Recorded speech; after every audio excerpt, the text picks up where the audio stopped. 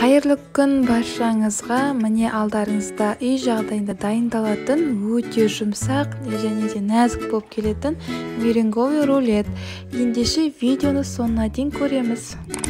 Және менің каналыма жазылып, қоңыраушаны басамыз.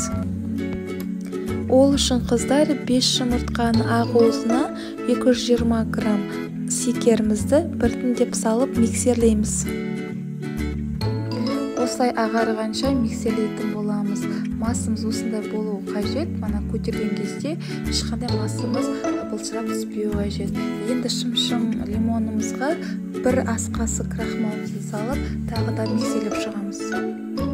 Енді формамызды дайындаймыз. Оған пергамент қағазын жаямыз, масымызды салып, тегістеп шығамыз.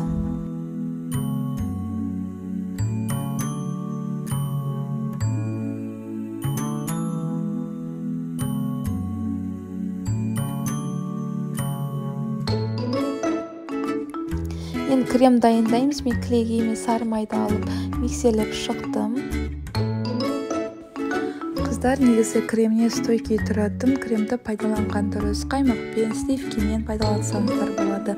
Менде сливкесіз болды, үйде не болды, соны пайдаландым. Кішкене сұйықтау болып шықты, бірақ дәмі оған қараған жоқ. Өте дәмді, өте жұмсақ болып шықты. Самое главное, үйдегілерге қатты ұнады. Міне осылай қылып өздеріңіз әсемдесеңіздер болады. Мен үйде не бар, соны пайдаландым. Сіздер де өздеріңіздің қалауларыңыз бойынша әсемдесеңіздер болады. Сіздермен бірге болған мен Жұлдыз Есмұханова. Видеоны соңына дейін көрсеңіздер көп рахмет.